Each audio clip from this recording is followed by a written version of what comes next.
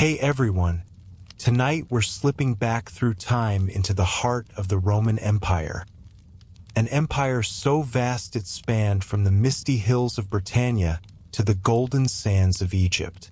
We'll wander along ancient roads that once carried legions and merchants alike, pause at bustling forums filled with orators and philosophers, and marvel at the grandeur of aqueducts, amphitheaters, and the timeless city of Rome itself.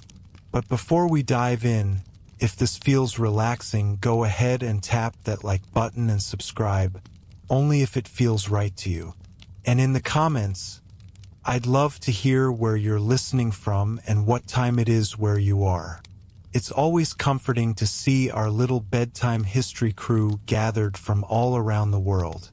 So now, dim your lights, maybe let a soft breeze from a fan hum in the background, and settle in. Let's unwind and begin tonight's journey together.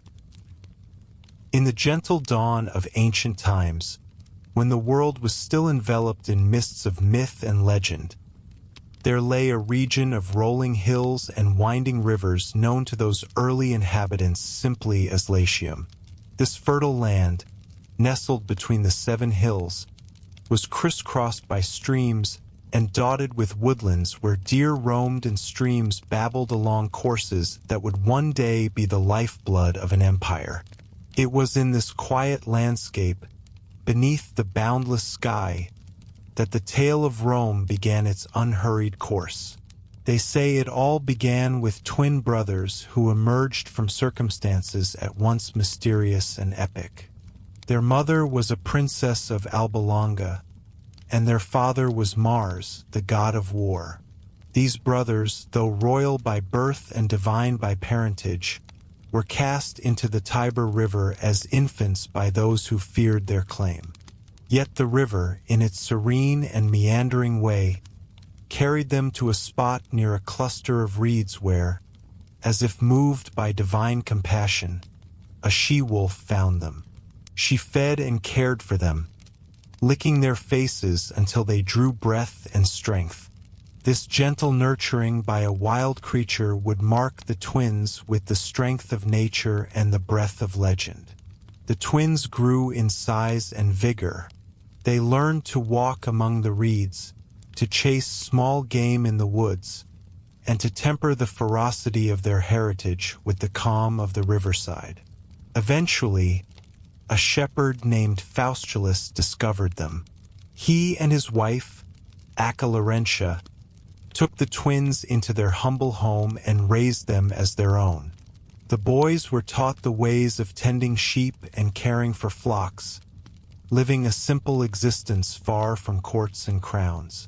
Yet within them stirred the blood of princes and the fire of the divine.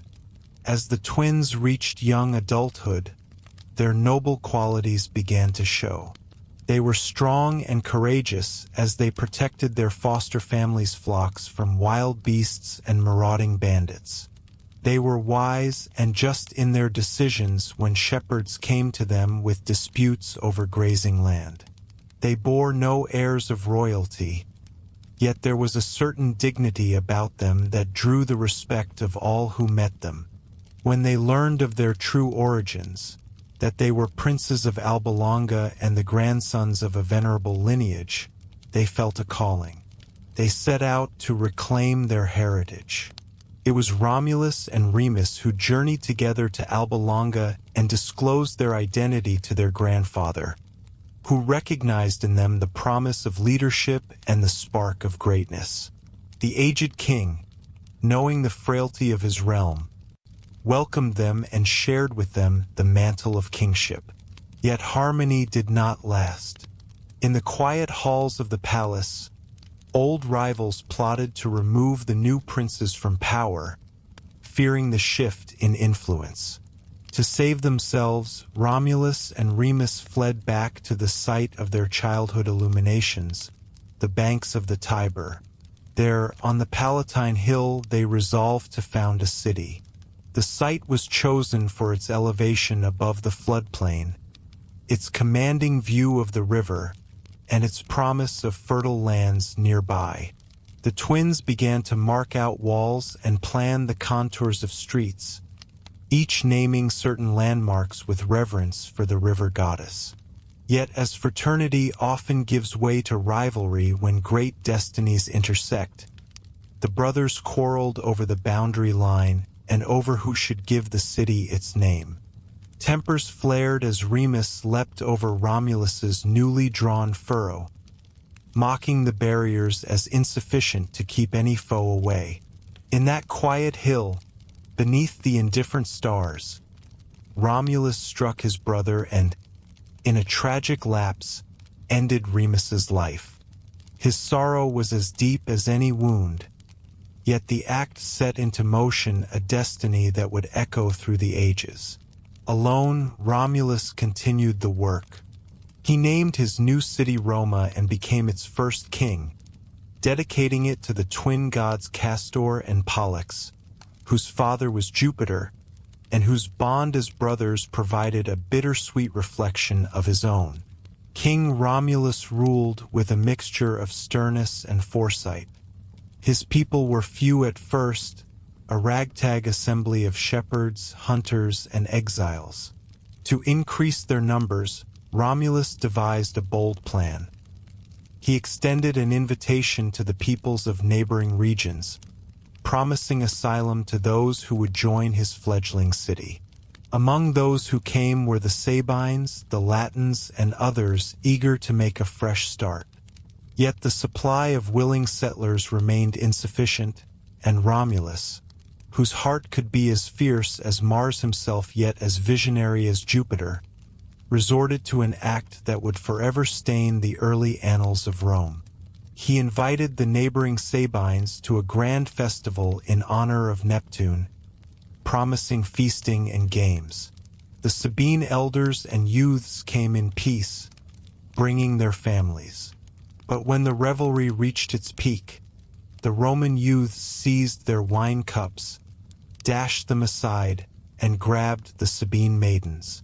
Chaos ensued, the Sabines demanded restitution, and the hills of early Rome were bathed in conflict once again. The Sabine king, Titus Tatius, rallied his troops, and they marched on the new city. The first battles of Rome were savage and uncertain. On the ridges between the Palatine and the Quirinal, blood was shed in volumes the fledgling city could scarcely bear. Yet as the Sabines seemed on the brink of victory, the very women whose abduction had ignited the war threw themselves between the fighting armies.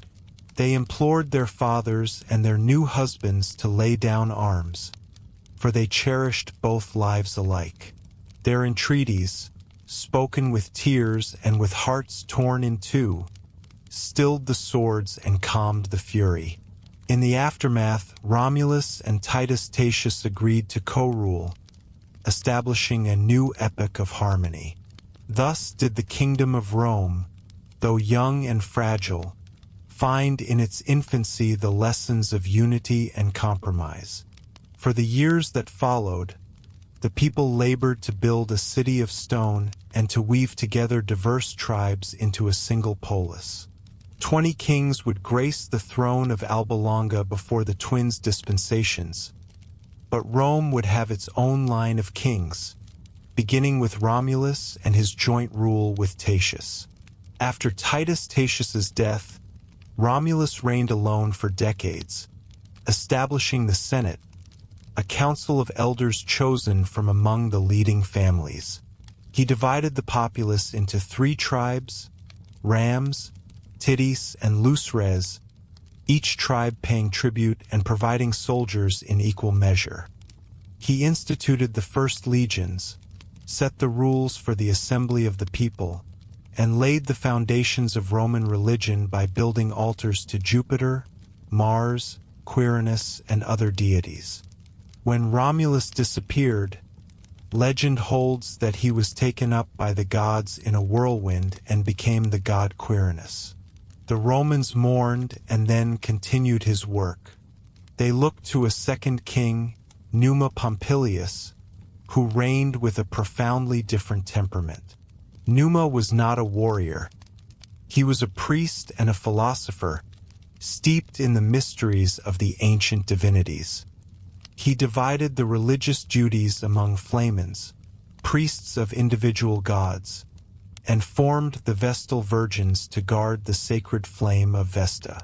He reformed the Roman calendar, adding months so that the year would align with the seasons of planting and harvest.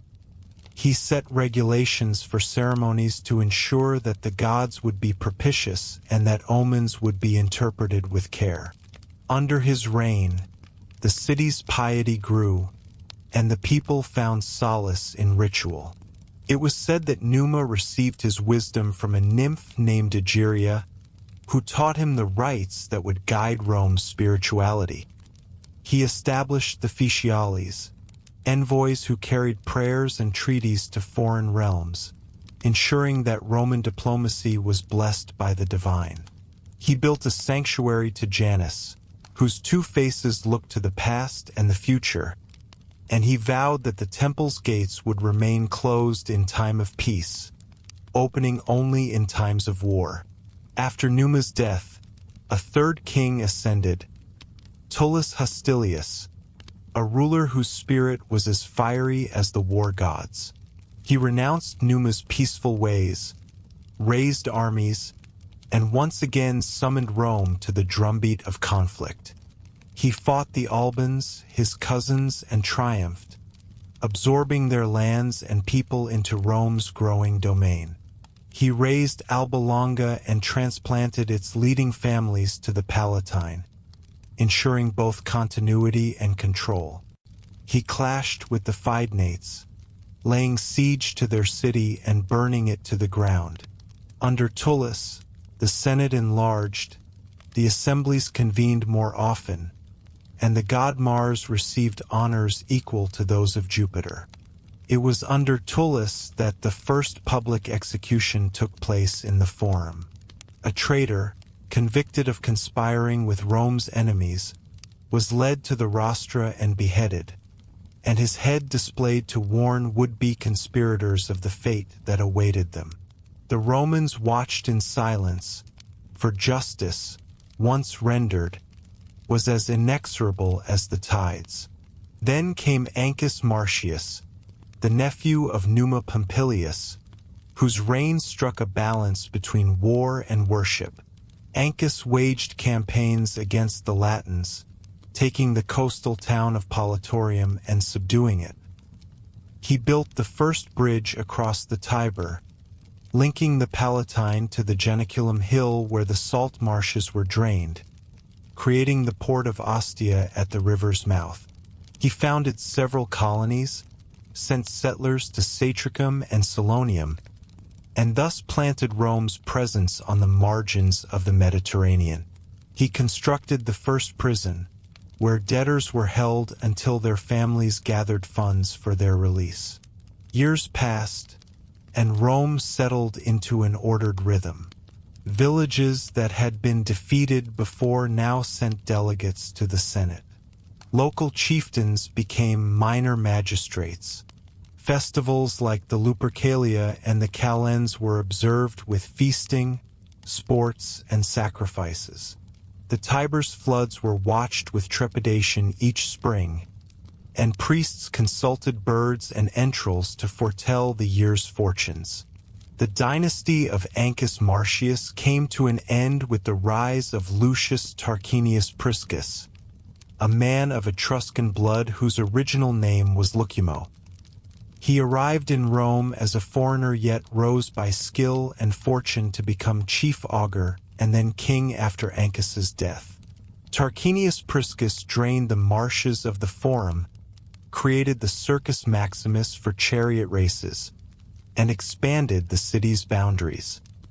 He doubled the size of the Senate, taking in leading men from conquered towns, and he built a great sewer, the Cloaca Maxima, that carried waste into the Tiber and kept the streets from flooding.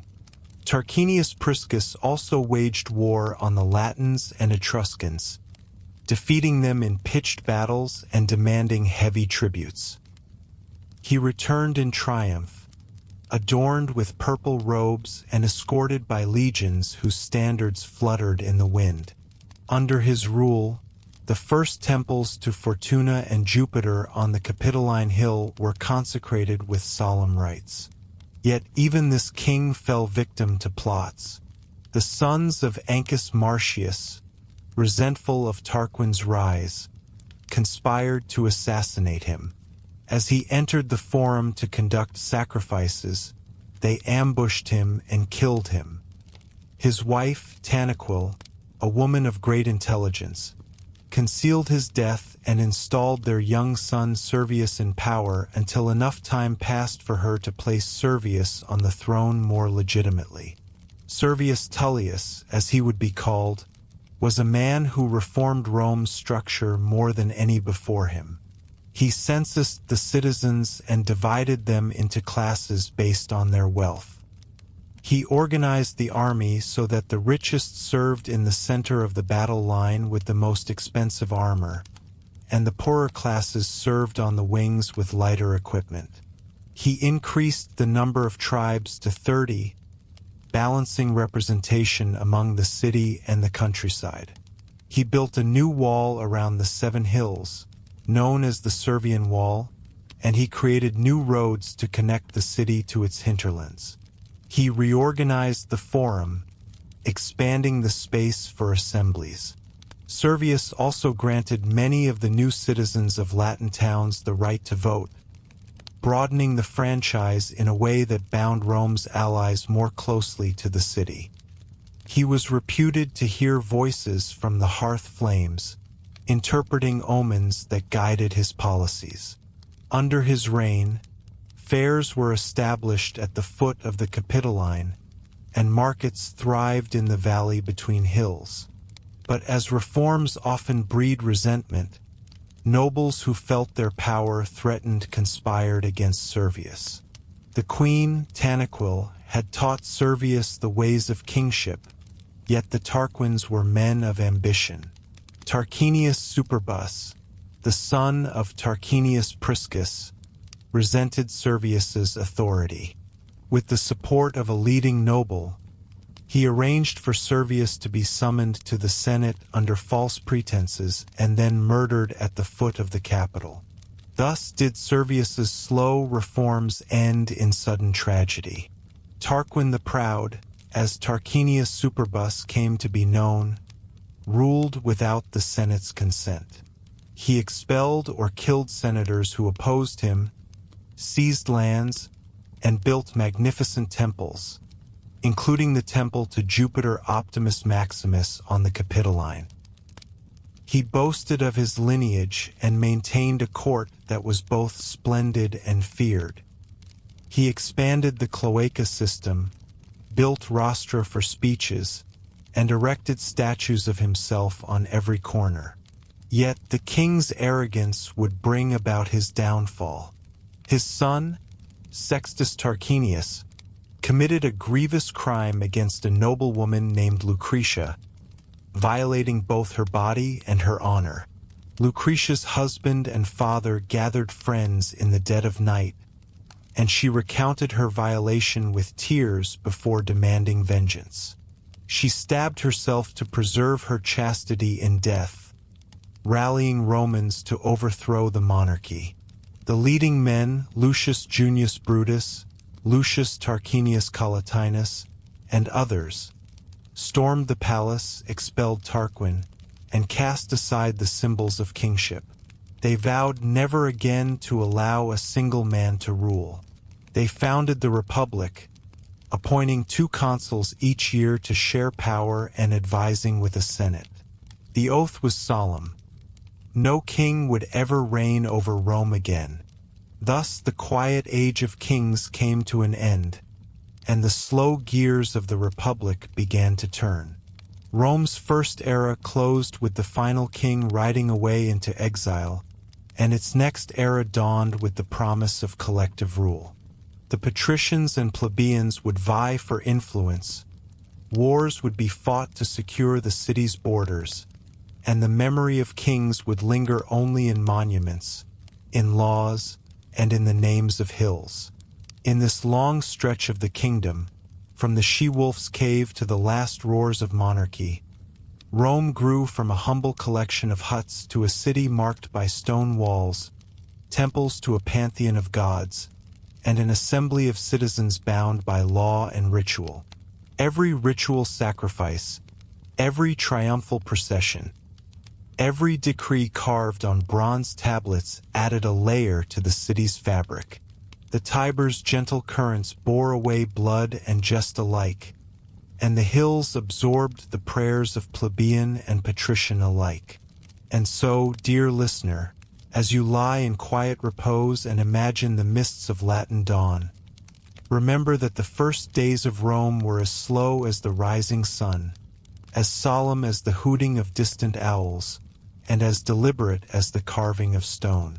For in these early centuries, every step was taken with care, every institution built with thought, and every king's breath counted in the annals of what would become the greatest empire the world had ever known.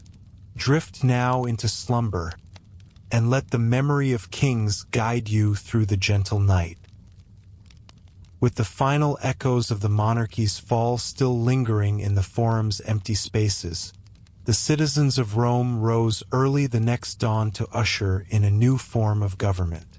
The patricians and plebeians, once bound under a single king, now found themselves sharing responsibility for the city's future.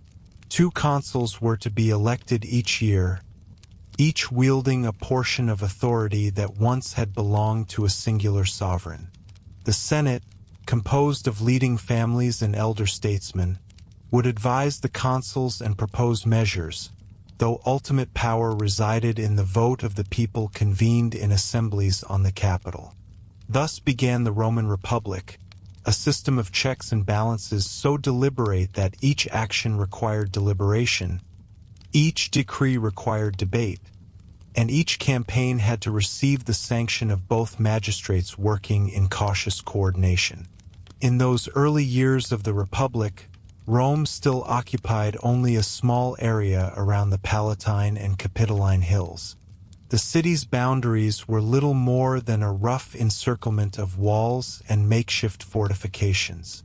Surrounding it were Latin tribes, Etruscan cities, Sabine shepherds, and other peoples, each guarding their own lands and traditions. The new consuls, typically men of advancing years with carefully cultivated temperaments, found their first duty to be the defense of the city. The wars, though frequent, were generally modest in scale, fought over grazing rights, water sources, and small disputes that today might be settled with a council meeting rather than spears and shields. The first documented conflict of the Republic occurred soon after the monarchy's overthrow. The Tarquins, now in exile, sought aid from Etruscan kings to restore their lost throne.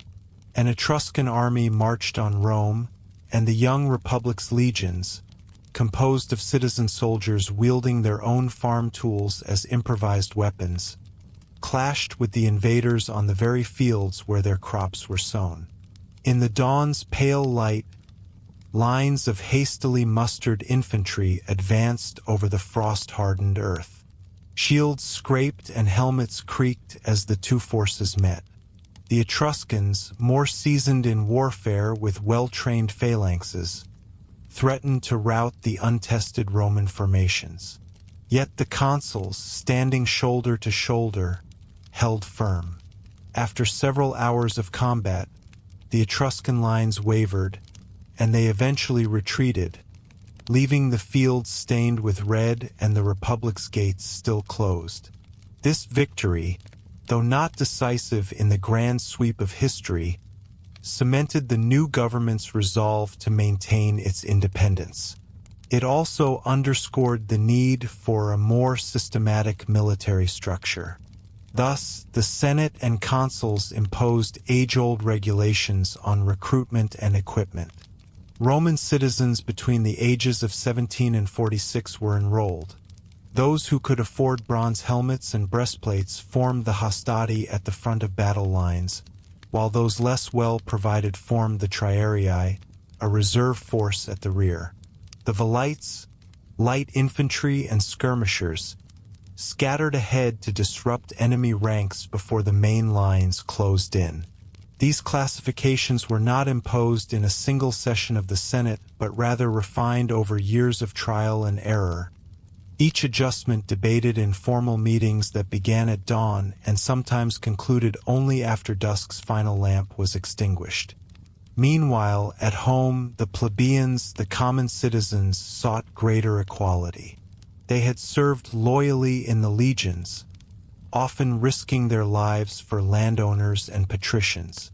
Yet when it came to political rights, they found themselves excluded from high office and vulnerable to severe debts.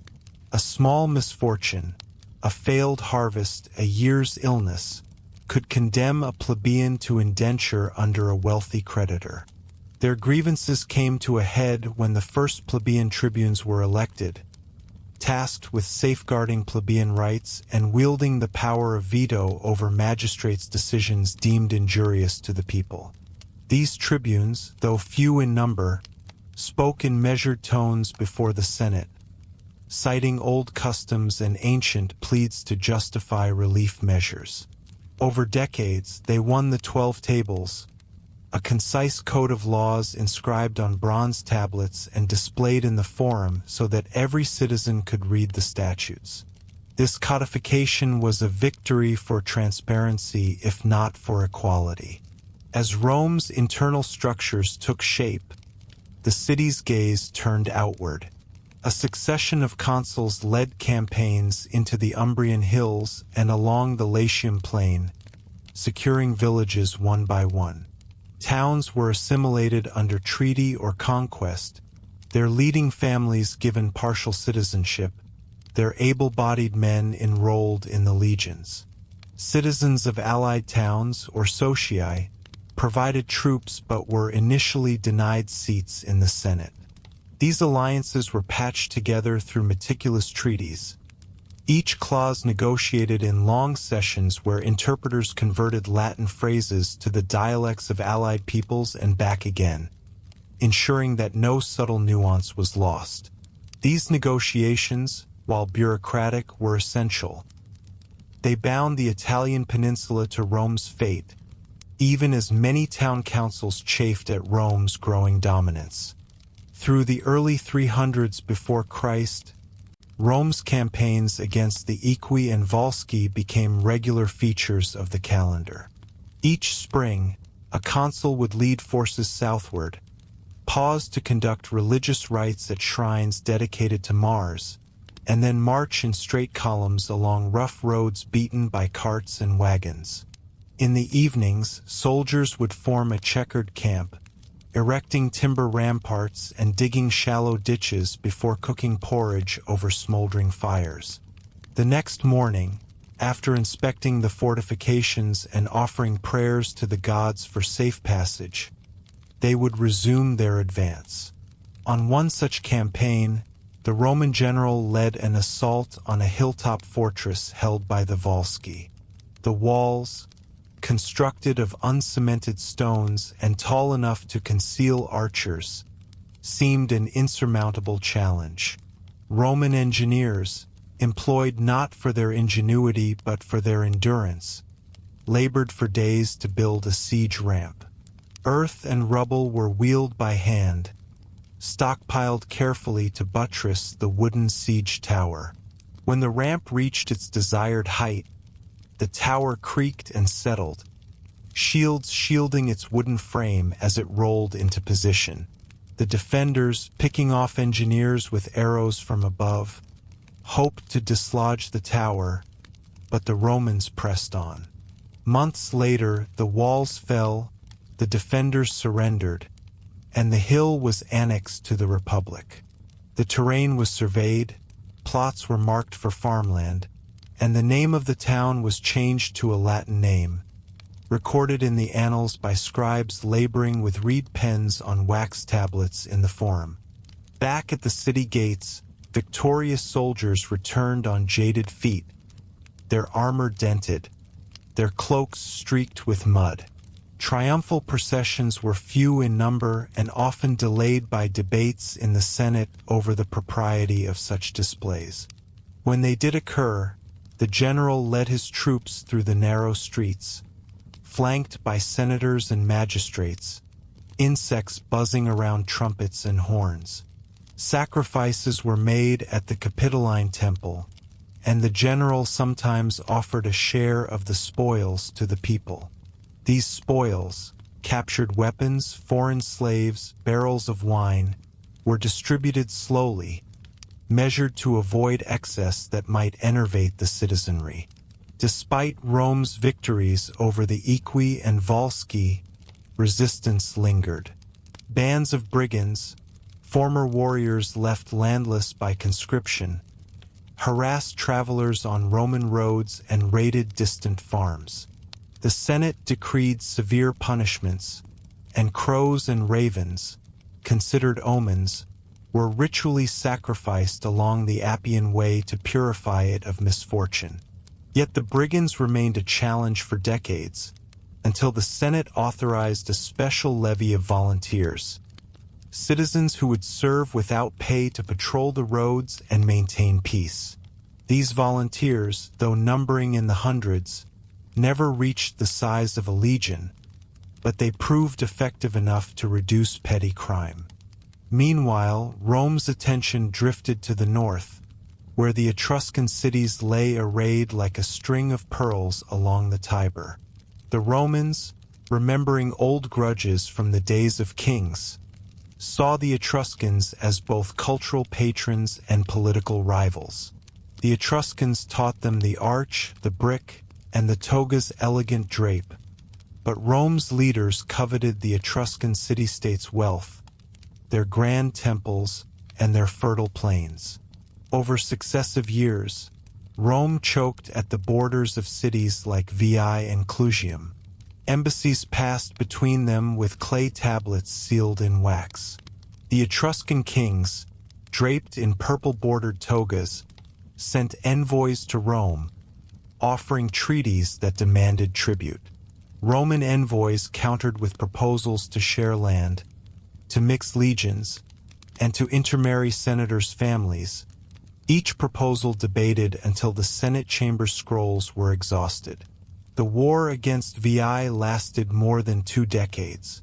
The Roman Senate, after years of inconclusive engagements, authorized the construction of a tunnel under the city walls. Engineers and miners, working silent shifts by torchlight underground, chipped away at rock and soil with picks and hammers. They carved an exit beneath a gate on the city's far side. One moonless night, they emerged, surprised sentries fell, and Roman troops poured into the city. Veii's gates were opened, and within hours the proud Etruscan temples were plundered, the roofs torn for their bronze. The conquered city became a Roman province, its aristocrats given partial citizenship while its plebeians were enrolled in the Roman census. Thus, with Veii subdued, Rome had secured the Tiber corridor and could now send grain to the city without fear of ambush. This victory was commemorated with a triumph, though the Senate's approval was delayed by a month over concerns that the general might be overzealous in claiming credit. When the triumph finally proceeded, it was conducted with a simple procession, a single carriage bearing the general, a handful of senators in coarse cloaks, and a few captives led in chains. The common folk received modest portions of bread, thrown from raised platforms so high that many loaves landed in gutters or were retrieved by scavenging birds. Yet the ceremonial sacrifice at the Capitoline Temple was elaborate, with bulls and goats slain at dawn, their entrails inspected for signs of divine favor. With Veii in Roman hands, the path to Latium lay open. Town after town made peace treaties, offering hostages and multiplying their annual tributes. The Roman state, cautious of overextension, administered each new territory through appointed magistrates, patrolling garrisons, and local councils that followed Roman law for civil matters yet preserved certain local customs for religious ceremonies. The conquest of southern Latium was slower. The Hernici and Volscian strongholds in the hills resisted fiercely, employing guerrilla tactics and disappearing into mountain caves where Roman scouts dared not follow. Consuls would spend seasons building roads to reach hidden valleys. Legions marched in single files, careful to avoid ambush. Camps were constructed on ridge tops, each hut cut from pine logs and roofed with rushes. Each night, laurel branches were burned in braziers to keep wolves at bay and to mask the smell of campfires from distant watchmen. Only after several seasons of attrition did these tribes sue for peace, their leaders bound in oaths sworn on Jupiter's name and promising to supply troops when called upon. Beyond the immediate battles, the Republic's achievements included infrastructure projects that bound the peninsula together. Roads like the Via Sacra and, later, the Appian Way extended Roman influence, making travel and communication possible, albeit slow. Bridges spanned rivers on wooden piers, and quays were built where small boats could unload goods to be carried by oxen along dusty tracks. Aqueducts, small channels carved into hillsides, brought fresh water to parts of the city. Though modest compared to later marvels, they kept fountains flowing in the heart of Rome. These decades of steady conquest and civic construction laid the groundwork for Rome's emergence not merely as a city-state but as the dominant power on the Italian peninsula. Each year's census recorded new citizens. Each triumphal procession reinforced the Senate's authority, and each treaty bound allies more closely to the Republic. Rome's slow, unhurried pace, its reliance on ritual and precedent, and its stern discipline combined to create an expanding realm that extended from the Tyrrhenian Sea to the Apennine uplands. By the year 350 before Christ, Rome's armies had effectively subdued most of central Italy. The Etruscans were tributary, the Latin League was dissolved, and the Samnites in the mountains were being encircled. The map of the peninsula had changed from a patchwork of small territories to a mosaic dominated by one city and its outlying colonies. Yet even in victory, Rome's leaders maintained a tone of cautious moderation, deliberating each war's end, consulting augurs for favorable omens, and ensuring that peace treaties were renewed every 10 years with solemn ceremonies. So ends the second phase of Rome's tale, dear listener. The transition from kingdom to republic and the gradual conquest of Italy unfolded over centuries in measured steps. Each victory and each treaty the result of negotiation, ritual, and the never-rushed movements of disciplined legions. As you drift deeper into the quiet realms of sleep, remember that Rome's rise was neither sudden nor spectacular but the product of patient strategy and tireless effort, a story as gentle and deliberate as the turning of tidal waters. When you awaken, the next chapter will carry us beyond Italy, across the seas, and into conflicts that would shape the entire Mediterranean world. But for now, rest in the knowledge that the Republic's foundations have been laid with care, stone by stone, vote by vote, and march by unhurried march. Following the steady expansion of Roman dominance across Italy and the eventual dismantling of Carthaginian power during the Punic Wars, the Roman Republic, once so meticulously crafted with its checks and balances and rotating magistracies, began to creak under the immense strain of success. Success, it turned out, was not just sweet but also dangerously fattening, and Rome found itself bloated with new territories, wealthy provinces, enslaved populations, and increasingly ambitious generals who began to confuse the fate of the Republic with their own personal ambition. Slowly, inch by inch, and with the same meticulous speed as a tortoise crossing a cobbled Roman road, the Republic began its long, agonizing death. As Rome's influence spread, so too did corruption. The Senate, a body originally meant to preserve Roman tradition and uphold its constitutional norms, became a den of elite competition. Men like Lucius Cornelius Sulla and Gaius Marius emerged, products of both noble lineage and deep personal ambition. Gaius Marius, a man of the people and a celebrated general, reformed the army by allowing the landless poor to enlist. This one seemingly mundane decision subtly but fundamentally changed the nature of Roman politics. No longer did soldiers fight primarily for Rome or its Senate. Increasingly, they fought for their generals, the men who paid them, clothed them, and promised them land after retirement. This created armies that were loyal to individuals and not to the Republic.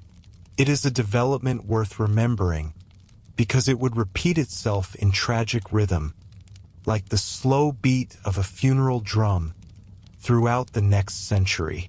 Lucius Cornelius Sulla, Marius's on-and-off political enemy, took this trend further. After a complicated and bitter rivalry, Sulla did the previously unthinkable. He marched his Roman legions on Rome itself in 88 BCE. This was not a military parade. It was a full-on siege of the city by one of its own citizens. The sacred boundary of Rome, the Pomerium, was not just crossed, it was obliterated. This act shocked contemporaries, but Sulla, ever practical, simply pointed to his legitimacy as proconsul and the corruption of his enemies. Sulla eventually became dictator, not the temporary kind designed for emergencies, but a long-term, quasi-permanent kind with powers never before seen. He initiated purges or proscriptions, where lists of enemies of the state were publicly posted and rewards were given to those who murdered them. It was a grim game of survival, and many senators met a brutal end. Sulla did eventually retire, believing he had restored the Republic, but the idea of marching on Rome was now no longer taboo. The seal had been broken.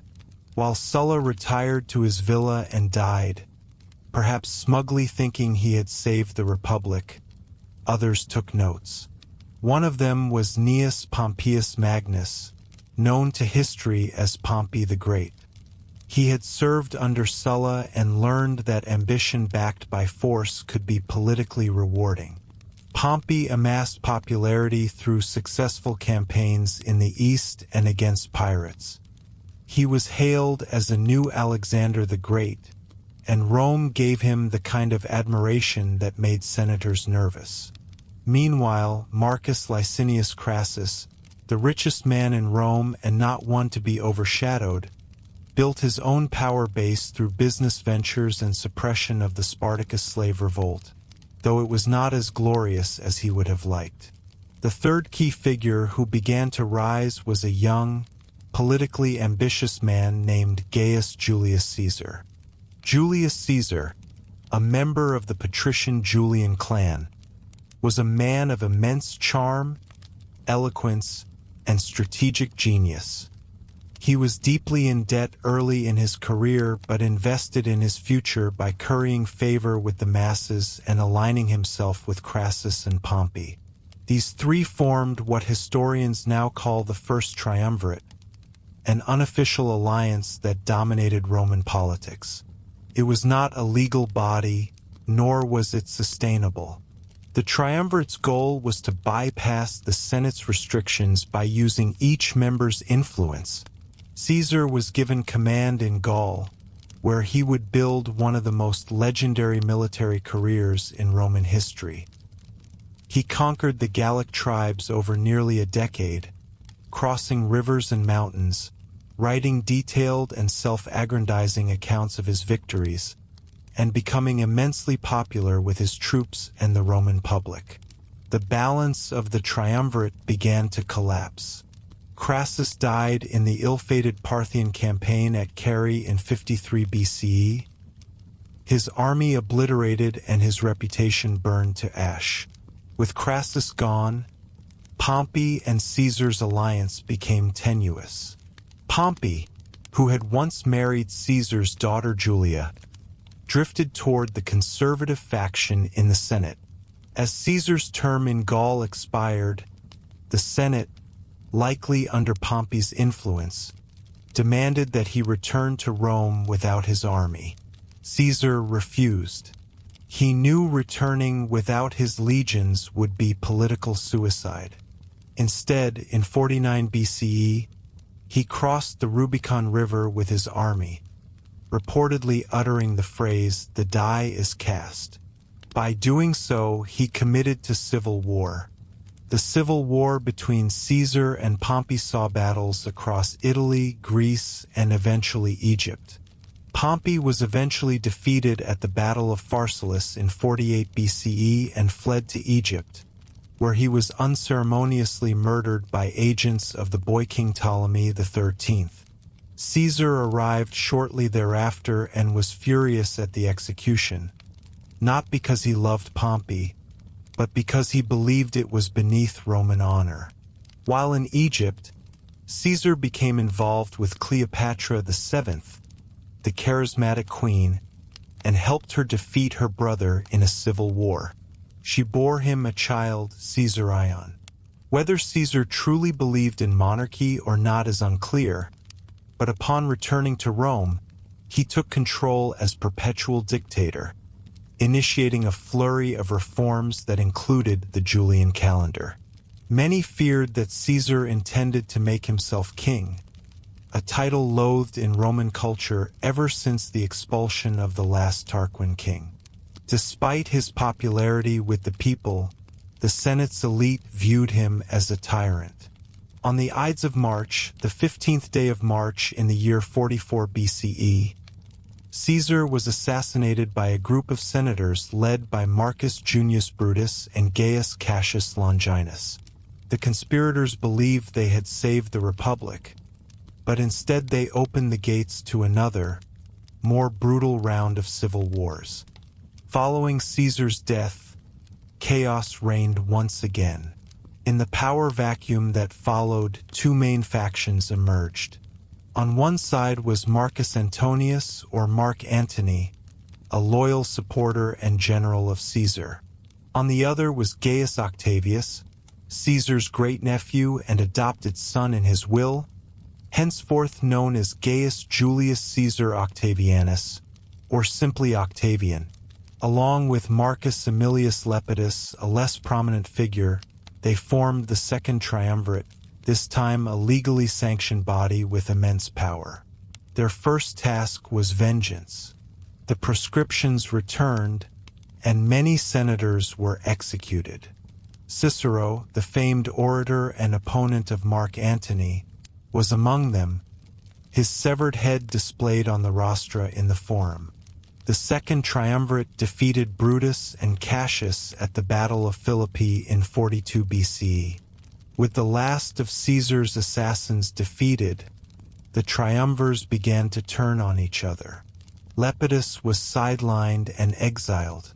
Mark Antony allied himself with Cleopatra, both politically and romantically, and their relationship scandalized Roman conservatives. Octavian used this alliance to paint Antony as a traitor who had gone native in the East. In 31 BCE, Octavian's forces defeated Antony and Cleopatra at the naval battle of Actium. The defeated lovers fled to Egypt and eventually took their own lives, ending both their story and the Ptolemaic dynasty in Egypt. With Antony and Cleopatra gone, Octavian was now the unchallenged ruler of the Roman world. In 27 BCE, he cleverly renounced his extraordinary powers and offered to restore the Republic. The Senate, grateful and cautious, instead granted him even more power. He accepted the title Augustus, meaning revered one, and thus began the Principate, the first phase of the Roman Empire in name, though the Republic still existed on paper. He also became princeps, or first citizen, a term designed to mask his supreme authority behind the comforting veneer of Republican tradition. The Republic had died not with a dramatic explosion but with a long, sleepy sigh. Under Augustus, the Roman state stabilized. Reforms were enacted. Temples were restored. Roads were built. The legions were reorganized and given retirement pensions. A new imperial cult began to form, where the emperor was venerated, if not as a god, then certainly as someone uniquely chosen by the gods. Rome began to experience what would later be called the Pax Romana, the Roman peace, a time of relative stability and prosperity. But the cost of that peace was freedom, or at least the illusion of it. Thus, the Roman Republic, born in the ashes of a monarchy and fortified by centuries of stoic civic virtue and militaristic discipline, slowly disintegrated under the weight of ambition, conquest, inequality, and charismatic men with legions at their backs. It did not fall in a single day. It unraveled like an old scroll, the parchment yellowing and curling at the edges until one day it was no longer legible. In its place rose an empire, ruled by emperors who claimed to be guardians of tradition but wielded power in a way the founders of the Republic would never have tolerated, or perhaps, in hindsight, could never have prevented. Under the reign of Augustus I, the Roman world began to breathe a steadier, more measured air. Having set aside the trappings of absolute monarchy yet retained ultimate authority, Augustus I reorganized the state with painstaking care. He built new temples to old gods and restored those that had fallen into disrepair. He sponsored games in the name of peace, where chariot races creaked around the Circus Maximus and gladiators clanged their weapons in arenas far and wide. With the same deliberate thoroughness that marked his career, Augustus I reformed the provincial administration. He placed trusted equestrian prefects in charge of key provinces, taking careful steps to ensure that tax collection was neither too harsh nor too lax. He established fire brigades and grain distributions in the capital, programming them at regular intervals so that the city's multitudes would never go hungry for long. The roads he built stretched outward with meticulous regularity, stone by stone, mile by mile, until they bound the farthest reaches of the empire to the heart of the city he loved. In Rome itself, he celebrated 100 victories, though some were more symbolic than actual, and saw himself depicted on coins, statues, and reliefs in temples. Through these years, Rome experienced a tentative prosperity, the kind that happens when workmen raise aqueducts slowly across hills, and senators meet in marble halls, speaking in low voices about maintenance schedules and building permits. When Augustus I finally passed away amid rituals that lasted several days, his successor, Tiberius Caesar, assumed power in a manner as quiet as a candle guttering in a drafty hall. Tiberius had ruled before as co-regent but now took the mantle of emperor in a climate of cautious optimism. He continued many of Augustus I's policies without flair or flourish. He maintained the frontier legions at their prescribed strength, neither increasing nor decreasing their numbers except when absolutely necessary. He checked on provincial governors, reading their annual reports with a careful eye, sending letters of commendation to those who retained public order and letters of mild reproach to those whose tax collections dipped below the expected quotas. He granted honors at the Senate in precisely calibrated ceremonies, bestowing crowns and sashes in a sequence that adhered so strictly to senatorial protocol that no one could quite remember if the tribune of the plebs was supposed to bow before or after the questor at each stage of the ritual. Under Tiberius's unhurried watch, the empire felt safe, though some whispered that the emperor preferred his villa on Capri, where he attended to paperwork in a dimly lit study, away from the burdens of public life. The years of his rule passed in a slow rotation of city festivals, frontier inspections, grain distributions, and legal judgments, each step predictable, each festival as ceremonially exact as the one before. After Tiberius, the empire experienced a brief flicker of infamy under Caligula.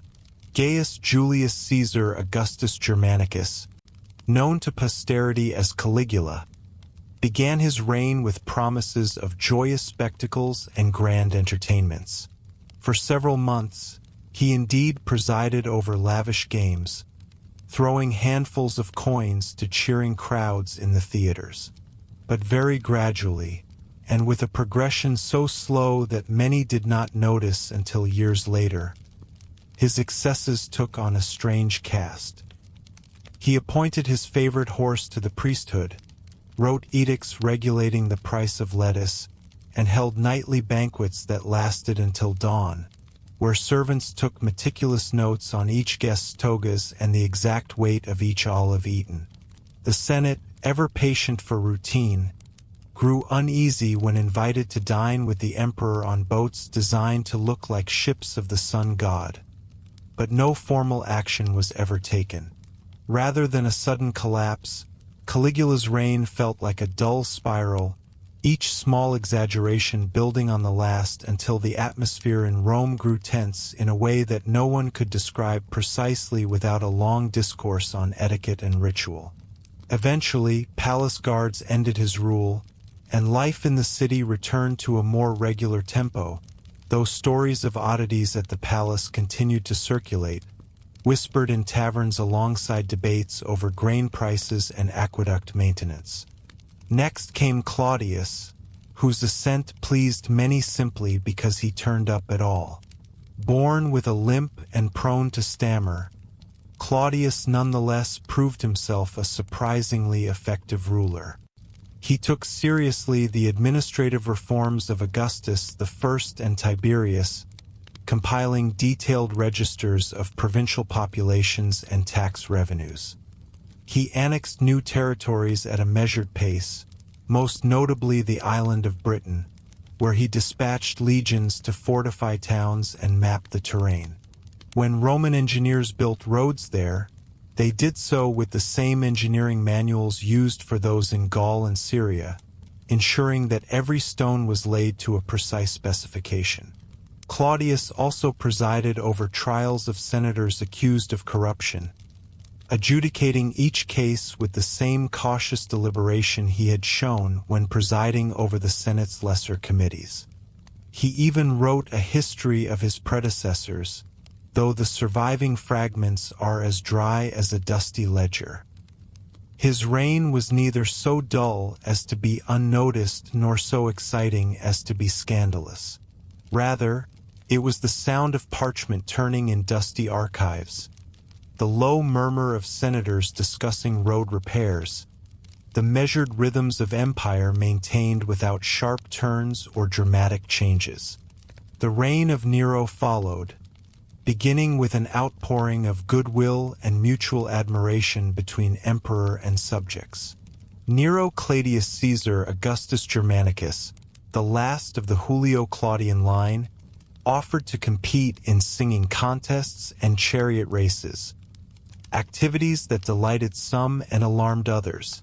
He reorganized the urban fire brigades, instituted new musical festivals, and commissioned theaters across the city, each erected according to carefully drafted blueprints.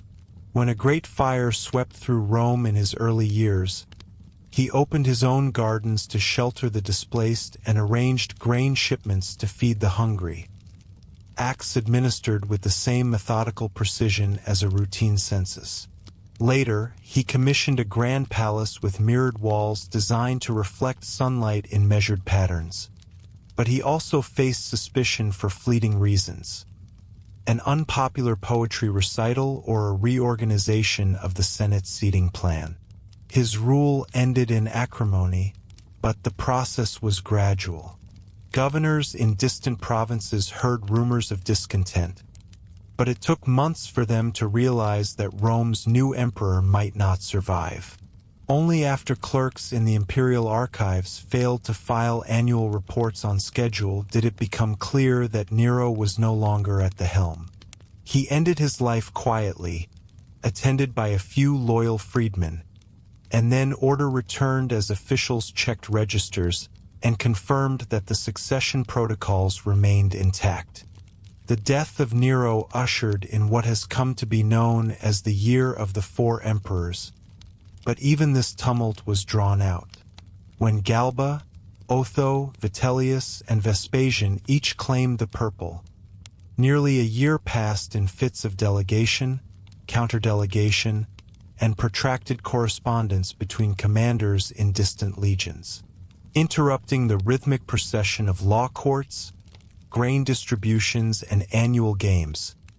There were troop movements from Germany, Egypt, and Judea, each relayed by couriers tracing the empire's roads. Yet even the pitched battle at Bedriacum, which decided the fate of Otho and Vitellius, unfolded over days of maneuvering rather than a single clash, so that the people of Rome watched from terraces as columns of dust rose on the horizon, two armies walking toward each other in long lines. Vespasian ultimately emerged as emperor, but his triumphal entry into Rome was more a civil engineering celebration than a martial parade. Bridges were reinforced, granaries recounted, provincial governors confirmed in their posts, and then Vespasian quietly took his place in the Senate to ensure that normal business resumed. Vespasian and his sons, Titus and Domitian, comprised the Flavian dynasty. Vespasian, having restored stability after a drawn-out period of civil strife, turned his attention to the empire's finances. He implemented new taxes on public toilets and auctions, each assessed with bureaucratic rigor. He began the construction of the Flavian amphitheater, a massive structure whose arches rose in systematic tiers, accommodating tens of thousands of spectators who would eventually watch staged naval battles and mock hunts. Construction proceeded in measured stages, with scaffolding erected and dismantled in an orderly fashion, and funds tracked in ledgers that bore the signatures of several treasurers. Titus, his elder son, oversaw final touches on the amphitheater before his sudden death, an event noted for its ceremonial complexity rather than its drama. Domitian, the younger son, then ruled with a stricter hand, keeping a tight grip on the senatorial order and ensuring that public festivals adhered to an official calendar. Despite occasional whispers of tyranny, slavery, and intrigue within the palace, the Flavian rulers maintained a remarkably even pace of governance, each month's events unfolding like entries in an imperial diary that recorded grain shipments, military postings, judicial pronouncements, and the occasional building dedication. After Domitian's assassination, the Senate moved cautiously to restore senatorial dignity. They honored a succession of emperors considered more moderate: Nerva, who ruled just long enough to adopt a capable successor, and then Trajan, a man of military reputation who nonetheless governed with the utmost restraint. Trajan undertook campaigns against the Dacians across several years, laying siege to their strongholds in forests and mountains, but he did so with extensive logistical planning, marshaling supplies over mountainous passes and rivers without rushing. Each victory was commemorated with a column carved in spirals, showing scenes so meticulously detailed that viewers could trace the progression of each battle in slow-motion relief. Yet these carvings were not rushed. Sculptors worked over long seasons, chiseling each helmet crest, each fallen shield, and each bend of the river with deliberate care. Trajan's conquest of Dacia enriched the treasury, allowing him to fund new aqueducts and baths in Rome and elsewhere. But he chose to spend surpluses gradually, releasing additional grain to the people, extending citizenship to provincial communities one law at a time, and planning each new road extension in administrative councils rather than announcing grand projects in stirring speeches. Following Trajan's death, his chosen heir, Hadrian, took a more reflective approach. Instead of conquest, Hadrian traveled the provinces himself, on foot, horseback, and occasionally by boat, inspecting fortifications and administrative centers. He stopped in British towns to examine the quality of timber used in fort walls. He paused in Syrian cities to assess the flow rates of aqueduct channels. He surveyed the extent of limes, the borders of the empire, often drawing straggling lines in a dusty ledger rather than ordering triumphant marches. In Britain, he erected a continuous wall to keep out northern tribes, but he did so with teams of surveyors who laid out each mile marker and noted the angle of the terrain.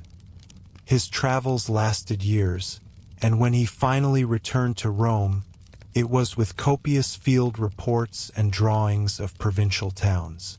His building projects in the capital, temples, theaters, libraries were planned in careful schematic sketches, each elevation measured to the fraction of a cubit.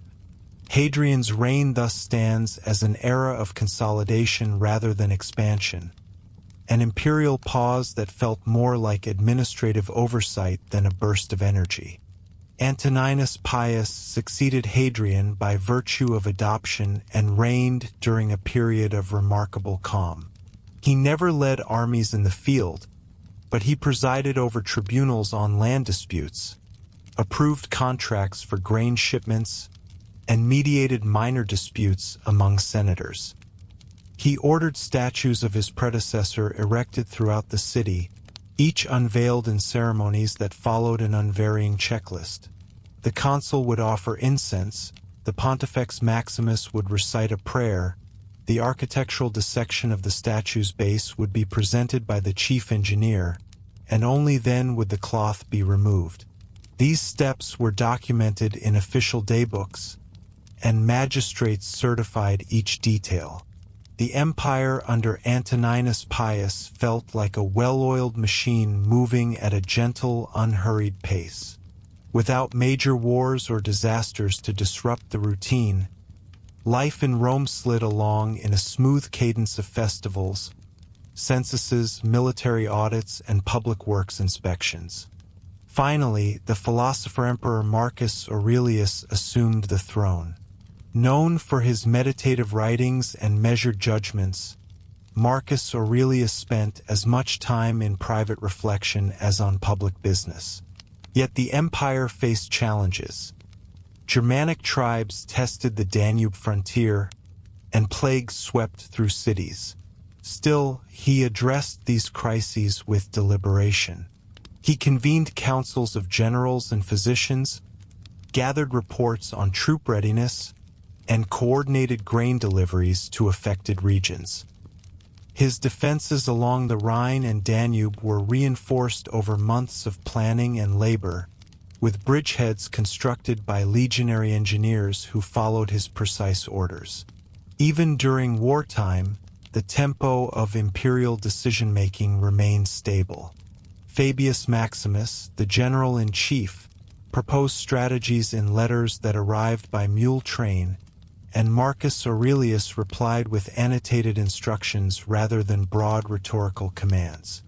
When the plague subsided, the emperor issued an edict relaxing market prices, precisely calibrated to local supply reports. Thus, the reign of Marcus Aurelius, like those of his predecessors, was defined not by sudden leaps but by an unwavering devotion to the slow, steady maintenance of an empire at peace, at least most of the time.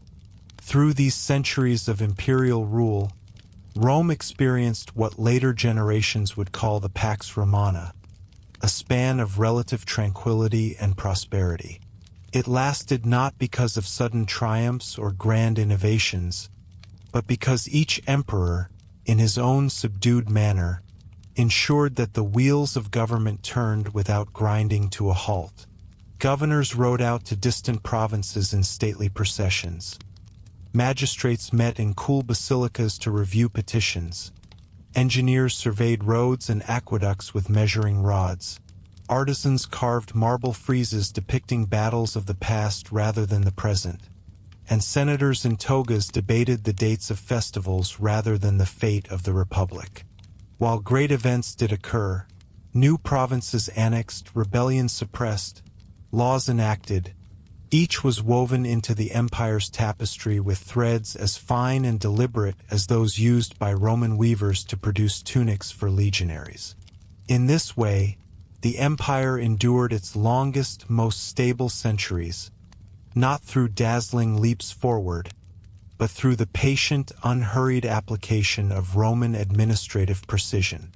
And as listeners drift along this lengthy narrative of emperors and events, they may find that the gentle rhythm of empire, the slow cadence of parades and permissions, is the perfect lullaby to carry them into sleep.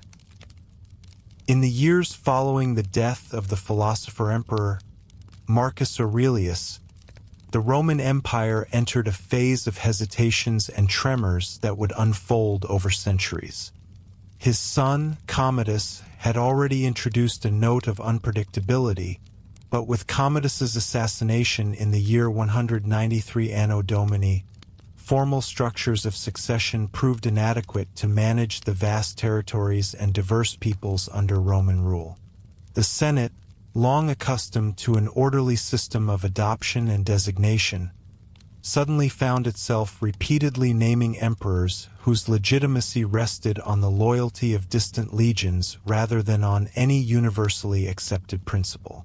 From the late 2nd century into the 3rd century Anno Domini, the principle of dynastic continuity fractured under the combined strains of military revolts, economic instability, and external threats. Throughout the 3rd century Anno Domini, emperors rose and fell with alarming rapidity. One would be proclaimed by legions along the Danube frontier and, within a year or two, would be slain by his own troops or by adversaries in Rome. Caracalla, named Marcus Aurelius Severus Antoninus, extended Roman citizenship across the Roman world in the year 211 Anno Domini, hoping to broaden the tax base and bind subjects to Rome by legal ties. This well-intentioned edict, however, brought more mouths to feed and fewer resources to support, as the cost of providing grain and currency to citizens increased without a matching rise in revenues. The legions themselves became politicized forces, with commanders selling the promise of higher pay and guarantees of land to recruiters who scoured the countryside. By the mid-3rd century, the empire faced invasions and uprisings nearly every decade. Germanic tribes pressed across the Rhine and Danube frontiers, while Sassanid Persians tested the eastern borders around Mesopotamia. Emperors such as Valerian, who was captured by the Persians in 259 Anno Domini, demonstrated the profound vulnerability of Roman authority when the supreme military leader could be paraded through foreign capitals in chains. In the aftermath, local governors sometimes negotiated truces or paid tributes to barbarian groups, acting not as representatives of a unified empire, but as regional potentates seeking to preserve their own provinces. Meanwhile, in distant Britannia and along the North African coast, economic distress led to local revolts and brief secessions, with breakaway regions declaring their own rulers as emperors. Amid these crises, the Gallic Empire arose around 266 Anno Domini in the western provinces of Gaul, Britannia, and Hispania. This rump state, carved from the debilitated central administration, operated independently for nearly a decade before being reabsorbed by a reconsolidating Roman authority. Simultaneously, in Syria and Egypt, a Palmyrene empire under the Queen Regent Zenobia asserted its autonomy. Founded on the wealth of eastern trade routes, this realm exchanged ambassadors with distant courts and maintained its own legions. Yet these centrifugal movements were not fueled by ideological difference, but by necessity, as local elites struggled to maintain civic order when official governors in Rome could no longer respond swiftly to emergencies. In response to the fragmentation and near-constant turmoil, an emperor of formidable energy emerged. His name was Diocletian, born Diocles in the year 146 Anno Domini in the province of Dalmatia. He rose through the ranks by virtue of military prowess and administrative skill. By the year 284 Anno Domini, still a time of generals marching on Rome to claim the purple, Diocletian had secured his position in a protracted series of intrigues and brief civil wars. Once in power, he undertook a comprehensive overhaul of imperial administration known later as the Tetrarchy. Diocletian divided the empire along functional lines, appointing 2 senior emperors, both titled Augustus, and 2 junior emperors, titled Caesar, to share power. Each ruler was assigned a distinct geographic realm. The eastern provinces with their wealthy cities and contested frontiers under one Augustus, and the western provinces under the other. The junior Caesars served as designated heirs and regional deputies. This structure was meant to ensure rapid military and administrative responses in every quarter of the empire. Provincial governors were reclassified and placed under vicars who reported to diocesan vicars, creating a hierarchy of oversight designed to prevent the kind of local autonomy that had enabled breakaway regimes. Taxes were reorganized into fixed quotas, requiring that each landowner and city council contribute predetermined amounts in coin or in kind. Price edicts attempted to cap inflation by setting maximum rates for grain, wages, and transport, though enforcement was notoriously uneven. Despite these sweeping reforms, life in the late 3rd and early 4th centuries Anno Domini became ever more difficult for ordinary subjects. Tax collectors multiplied like cicadas in summer, dispatching assessors to record everything from the number of cattle in a village to the length of each worker's towels. Artisans found themselves bound by price controls that made profit margins razor-thin. Merchants were harried by officials requiring bribes to expedite the passage of goods through customs stations on the frontiers. Many cities, no longer flush with surplus from trade and conquest, failed to repair walls, aqueducts, and public baths. As Rome's urban fabric slowly frayed, its citizens found solace in religious cults promising personal salvation rather than in the distant administration of emperors. In the midst of these transformations, Constantine, the son of one of Diocletian's Caesars, rose to prominence. After a series of military victories against rival claimants, Constantine became sole ruler of the western half of the empire in the year 308 Anno Domini. A few years later, following further campaigns and agreements, he reunited the entire Roman world under his authority. Constantine's reign ushered in several enduring changes. He recognized the Christian religion with the Edict of Milan in the year 313 Anno Domini, granting freedom of worship and returning confiscated property to Christian congregations. He convened the Council of Nicaea in 325 Anno Domini to address disputes about doctrine, producing a creed that would influence ecclesiastical teachings for centuries. Constantine also founded a new capital on the ancient site of Byzantium, renaming it Constantinople. The city was laid out on a grid plan, with broad avenues, monumental arches, and defensive walls engineered to repel invaders from both land and sea. Constantinople slowly eclipsed Rome itself in importance, its mint-producing gold solidi that became the standard currency of the Mediterranean world. The new capital's strategic position allowed rapid deployment of troops to troubled frontiers in the East, North Africa, and the Balkans. Yet even as Constantine consolidated power and endorsed Christianity, the underlying pressures of taxation, military recruitment, and localized administration remained unchanged. After Constantine's death in the year 337 Anno Domini, the empire again faced fragmentation as his sons and relatives contended for control. Eventually, under the Emperor Theodosius the Great, the empire was shored up one last time into eastern and western halves for administrative convenience. Theodosius declared Christianity the official religion of the empire in 391 Anno Domini, extinguishing many pagan rites while sponsoring grand church-building programs. He left the empire in two parts at his death in 395 Anno Domini. The Western Roman Empire, with its capital at Mediolanum and later Ravenna, and the Eastern Roman Empire, with its capital at Constantinople. In the Western Empire, the slow decline became painfully evident over the next 8 decades. With resources drained by constant barbarian incursions and an eroding tax base, the government found itself unable to pay legions or maintain frontier forts. Diocletian's rigid administrative structure proved cumbersome under crisis conditions. Governors were too remote to quell local rebellions swiftly.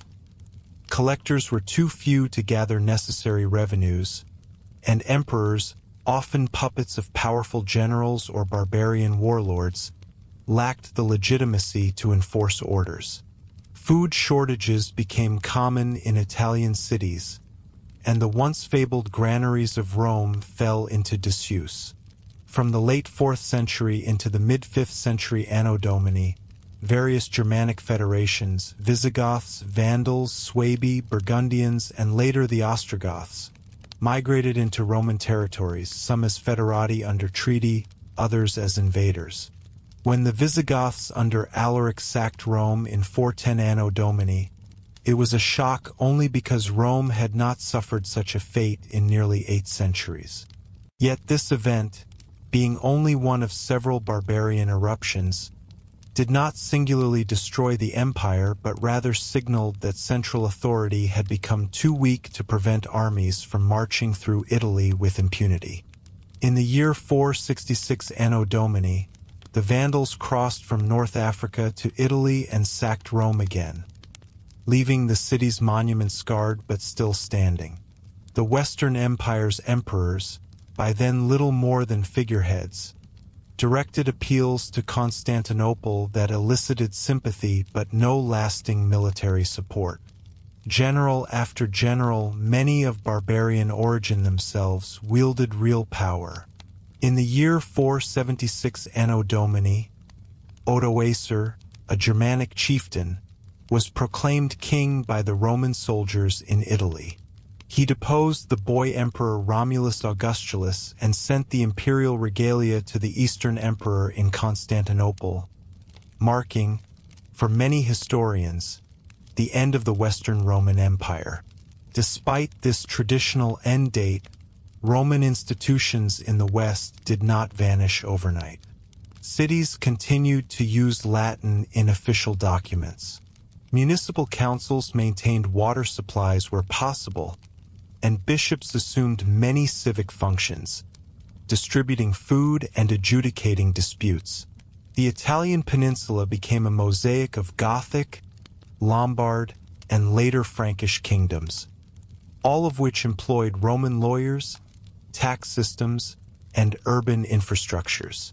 Roman identity, while transformed, persisted through the continuity of language, law, and Christian organization. In the East, the so-called Byzantine Empire endured under Roman law and administrative conventions for nearly a millennium. Emperors such as Justinian I in the 6th century Anno Domini undertook grand reconquests of parts of the former Western territories, codified Roman law in the Corpus Juris Civilis, and sponsored monumental churches like the Hagia Sophia. Yet even Justinian's reign was marked by slow oscillations of plague, warfare, and rebuilding. His armies moved deliberately through North Africa and Italy, often pausing for months for logistical preparations, and his legal commissions labored for years to compile existing statutes, rescripts, and juristic opinions into a coherent legal corpus. Over the following centuries, Constantinople faced endless sieges, religious controversies, and internal revolts. The empire's territories shrank gradually as Slavic peoples settled the Balkans, Arab armies captured Syria and Egypt in the 7th century Anno Domini, and later the Seljuk Turks seized Anatolia in the 11th century Anno Domini. Each loss was less a single cataclysm and more a protracted negotiation of defenses, campaigns, and treaties. The empire's rhythm remained one of cautious adaptation. Walls were reinforced, taxes were levied to fund mercenary forces, and new administrative divisions were created to streamline governance. Finally, in the year 1453 Anno Domini, the Ottoman Turks, having laid siege to Constantinople for months, breached the Theodosian walls. The city fell after protracted assaults, and the defenders' resources were exhausted. Emperor Constantine XI died in battle, his final stand a footnote compared to the centuries of Byzantine resilience. Yet the Ottomans preserved Constantinople as their capital, transforming churches into mosques and adopting administrative methods that owed much to Roman precedents. Thus ended the last flicker of Roman political unity, almost 2 millennia after the legendary founding of Rome. But even today, when one walks through the ruins of aqueducts or reads the Latin inscriptions on old city gates, one encounters the echo of a polity that expanded slowly from a cluster of huts upon hills, rose to rule the known world through measured deliberation, faltered under the weight of its own complexity, and finally metamorphosed into successor states that carried forward its laws, languages, and structures. The story of the Roman Empire, with its centuries of steady rule, its spasms of reform and crisis, its fragmentation and rebirth in new forms, unfolds not as a sudden drama but as an interminably long, rolling narrative, one that lulls the listener with its unhurried procession of events, its methodical elaborations, and its slow, inevitable conclusion. The Eastern Roman Empire, often called the Byzantine Empire by later scholars, began its distinct existence in the 4th century Anno Domini and continued, with many fluctuations, until the mid-15th century Anno Domini. Far from a sudden emergence, this eastern realm evolved over centuries, maintaining Roman law, administration, and culture even as it adapted to new realities. In the 5th century Anno Domini, the eastern half of the once unified empire had already diverged from its western counterpart in language and emphasis, with Greek gradually supplanting Latin in everyday use, though Latin remained the language of legal texts and official correspondence for some time. The capital, Constantinople, founded by Constantine I on the site of ancient Byzantium, grew into a vast city of marble columns and gilded domes, ringed by massive walls and commanding the Bosporus, the sea lanes linking the Mediterranean and the Black Sea. Life in Constantinople proceeded at the unhurried pace of court ceremonies and church processions, punctuated by the soft clatter of chariot wheels on stone pavements and the distant tolling of bells from new churches built to honor martyrs and saints.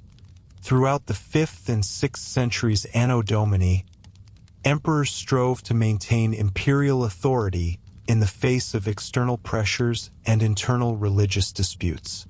Theodosius the Great had decreed Christianity the official religion of the empire in the late 4th century Anno Domini, and his edict endured, shaping the Eastern realm's identity ever after. Yet defining orthodoxy proved difficult.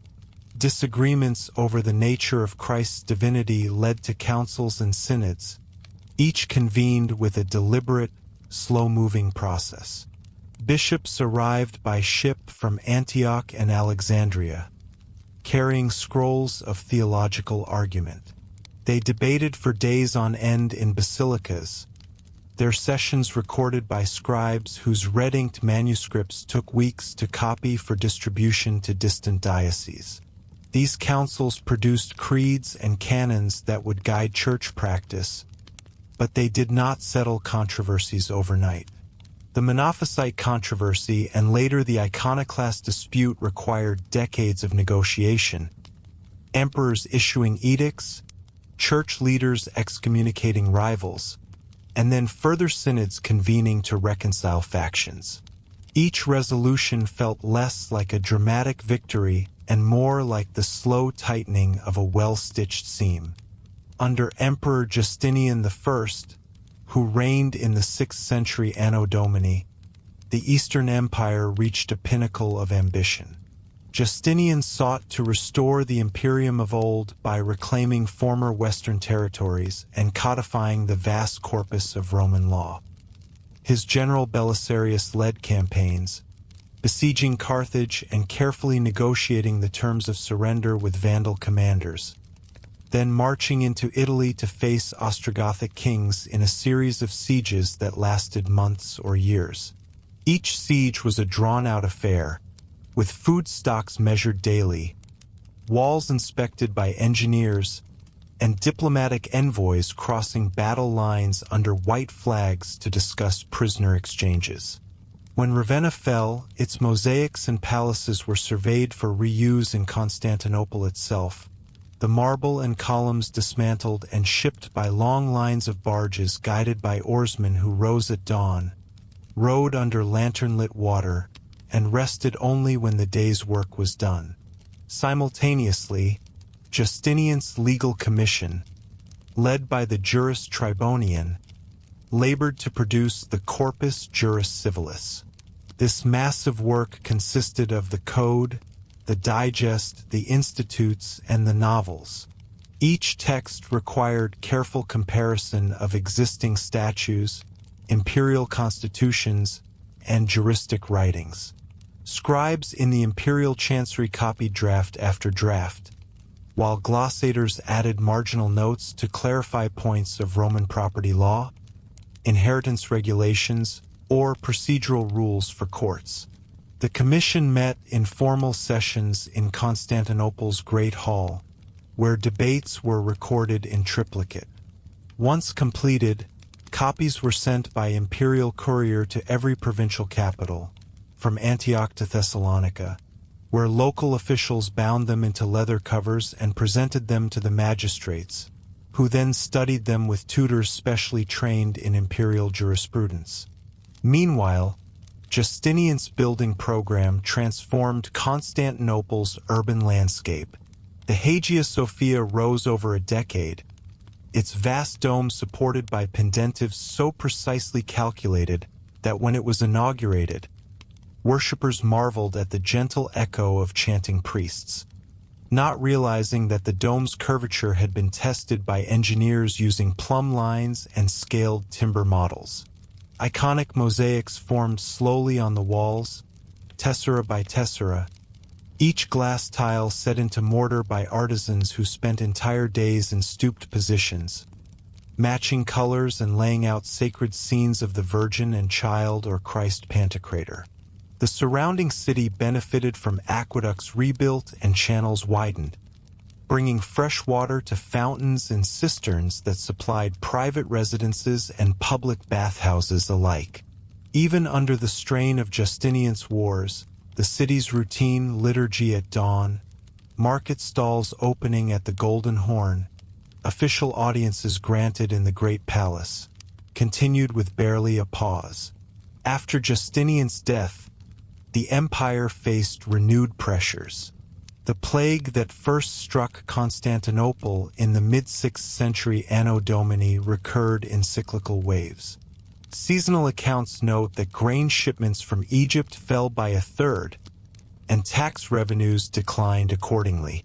Emperors responded with edicts offering tax remissions to plague-ravaged provinces, then tightened levies elsewhere to compensate, all decreed through ponderous proclamations that arrived weeks later in Antioch or Alexandria. Meanwhile, the Lombards and Slavs pressed into the Balkans and Italy, and Arab armies launched incursions into Syria and Egypt in the 7th century Anno Domini. Each loss of territory was not marked by a single cataclysmic battle, but by months of skirmishes along shifting frontiers, local commanders negotiating truces, and villages repairing walls and watchtowers that had been damaged by raids. In the 8th century Anno Domini, the iconoclast controversy once again convulsed the empire. Emperors Leo III and Constantine V issued edicts forbidding the veneration of icons, ordering their removal from churches.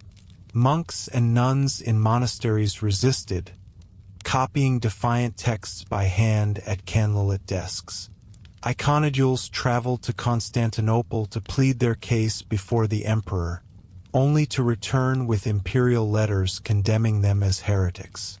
This struggle unfolded over decades, with synods convened in Nicaea and Constantinople, emotion-laden letters exchanged between patriarchs and the imperial court, and entire communities of believers torn between obedience to imperial authority and devotion to the honored images of Christ and the saints. These events played out in countless parishes, each congregation experiencing its own slow-motion conflict as icons were covered, revealed, and sometimes destroyed, before an eventual consensus was reached that icons were permissible. A resolution achieved via an ecumenical council rather than a single dramatic decree.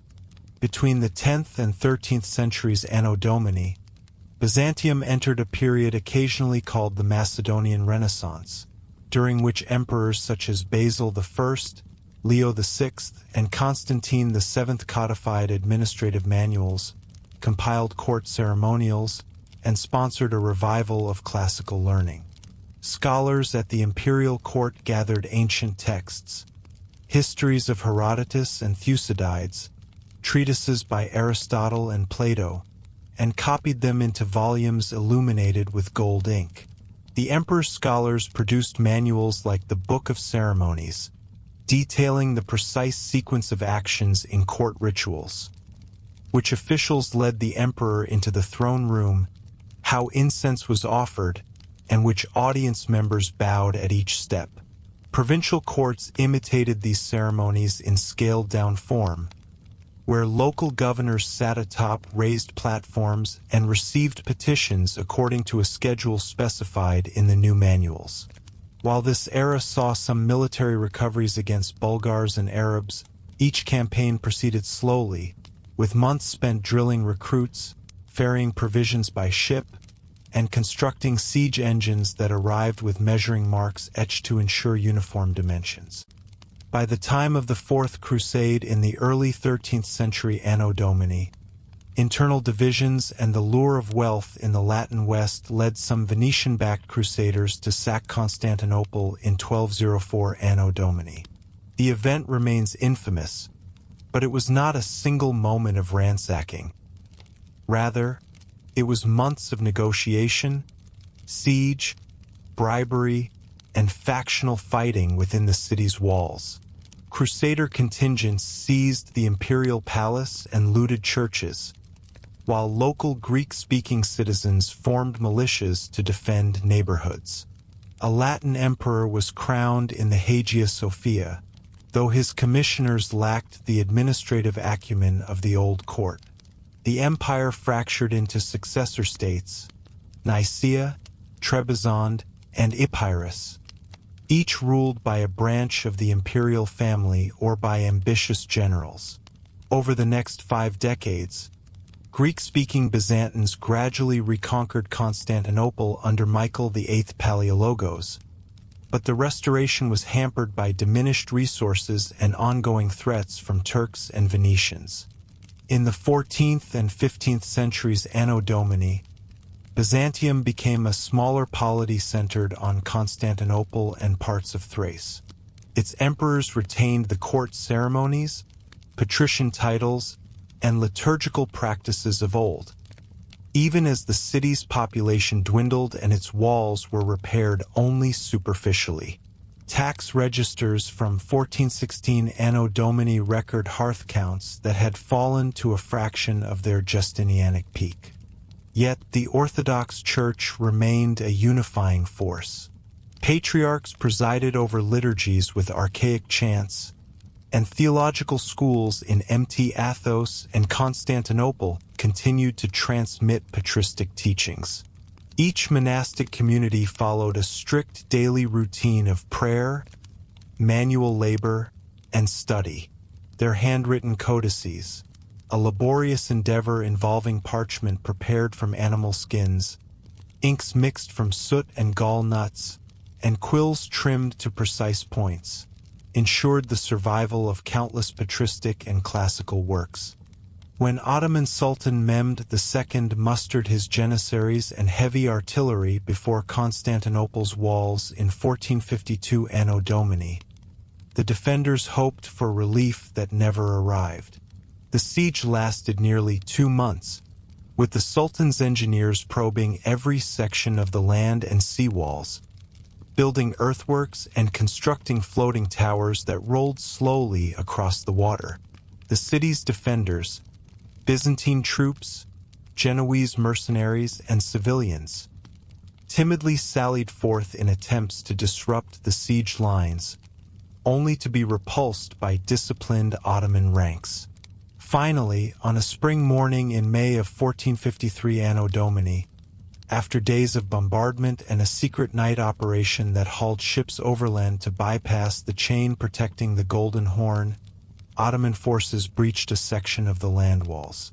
The assault moved forward in successive waves, each group of janissaries and sipahis advancing in regulated intervals, banners unfolding in the dawn light. Soon the defenders' arrow shafts and boiling oil proved insufficient to stem the tide of attackers. Within hours, the city's gates fell, and Sultan Mehmed entered the Hagia Sophia without ceremony, proclaiming himself Kaiser-i-Rum, Caesar of Rome, in a gesture both symbolic and bureaucratically precise. Though Constantinople's fall marked the end of the Roman political continuum, many elements of the Eastern realm persisted. The Ottoman administration adopted tax registers known as Tahrir defters, modeled on Byzantine ideal types. The maintenance of city aqueducts and cisterns continued under Ottoman engineers who repaired and sometimes expanded Justinianic structures. Neighborhood churches were converted into mosques, but often kept their mosaics and icon screens intact, hidden beneath plaster, and discovered centuries later by antiquarians. Legal traditions survived in Ottoman court practices, where qadis, judges, consulted Byzantine law codes when dealing with matters of inheritance and property in mixed Christian-Muslim communities. Meanwhile, in Western Europe, the Latin West rediscovered Byzantine texts during the Renaissance. Manuscripts of Aristotle and Plato, preserved in Byzantine libraries, were copied by Italian humanists. The rediscovered works of Roman jurists influenced the development of civil law codes in burgeoning nation-states. Roman architectural forms, arches, domes, columns, were revived in churches and public buildings, each brick laid as a quiet homage to the engineering feats of old. Latin, though no longer spoken conversationally, remained the language of scholarship, liturgy, and diplomacy well into the 18th century Anno Domini. Thus, the Eastern Roman Empire, born of slow transformations rather than abrupt ruptures, lasted for nearly 11 centuries after its Western sister vanished. Its administration endured through methodical adaptations, its church through centuries of theological debate conducted with as much care as imperial councils, and its culture through painstaking manuscript copying and architectural projects planned in elaborate detail. Its fall in 1453 Anno Domini was significant, yet to a casual observer it was only the most recent chapter in a narrative defined by centuries of slow change. The legacy of the Eastern Romans lived on in the legal codes, architectural forms, and religious traditions of successor states, carrying the empire's methodical, enduring spirit into the modern world. For a listener seeking sleep, the story's rhythm of councils convoked, walls rebuilt, taxes assessed, laws codified, and mosaics pieced together moves with a soothing regularity, a final testament to Rome's unhurried but unceasing influence.